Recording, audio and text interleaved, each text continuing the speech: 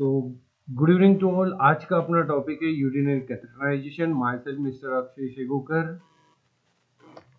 तो urinary catheterisation क्या है? यूरिनरी कैथेटराइजेशन एक मेडिकल प्रोसीजर है जिसमें अपन क्या करते हैं, जो पेशेंट या पर्सन हो जो अनेबल टू डू नेचुरली, मतलब यूरिन नेचुरली नहीं कर सकता है, इसलिए अपन एक ड्रेन ट्यूब डालते हैं। कहाँ से? तो ब्लैडर, मतलब यूरेथ्रा से लेके ब्लैडर तक। किस लिए? तो यूरिन ड्रेन मतलब यूरिन आउट करने के लिए, ठीक है।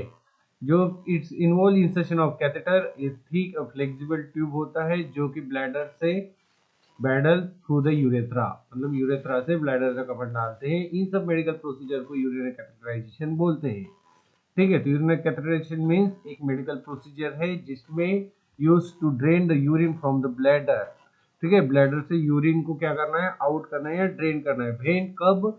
जब पर्सन नेचुरली नहीं कर पाता, अनेबल टू डू नेचुरली, ठीक है। इसमें क्या होता है कि कैथेटर का यूज किया जाता है, जिसमें फ्लेक्सिबल ट्यूब होता है जो कि यूरेथ्रा थ्रू अपन ब्लैडर के अंदर इंसर्ट करते हैं, ठीक है। तो इसका डेफिनेशन है, तो insert the insertion of catheter into the bladder to the drain of urine.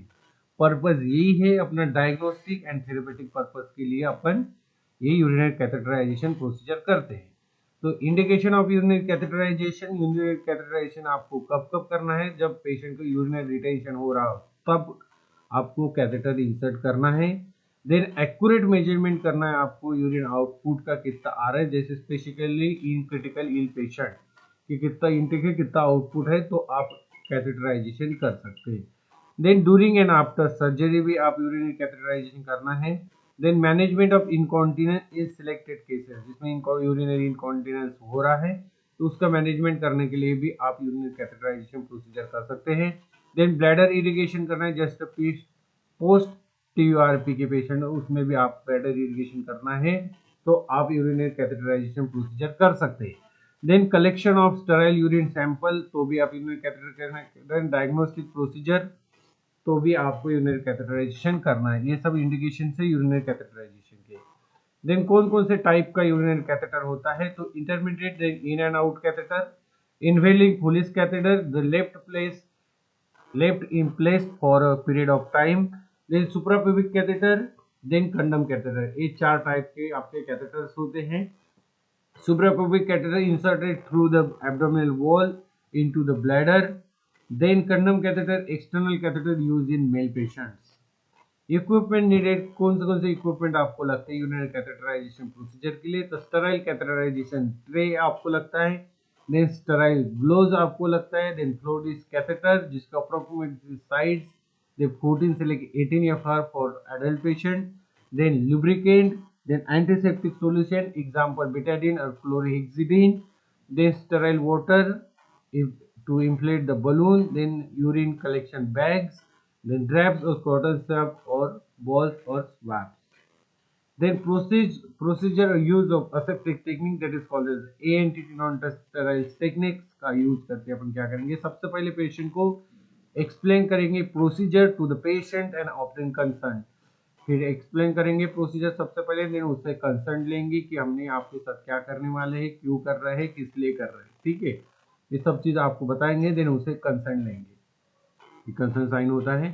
Then उसके बाद आपको हैंड वॉश करना है, देन अप्लाई स्टेराइल ग्लोव्स आपको पहनना है। देन पोजीशन देना है, पोजीशन ऐसे देना है कि पेशेंट को देखना है मेल है या फीमेल है।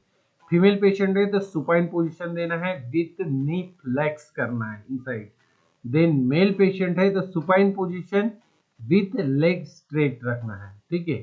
Then clean the urethral opening, urethral opening clean करना है with antiseptic swab front to back in female, in female में फ्रंट से लेके बैक तक, बैक, ठीक है। Then lubricant the catheter tip को लुब्रिकेंट लगाना है।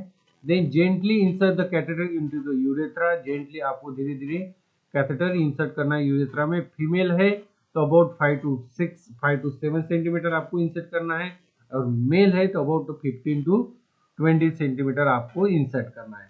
वंस एक बार urine flow advance the 2 to 3 centimeter more and inflate the balloon with sterile water, usually 10 ml का यूज करना है, ठीक है।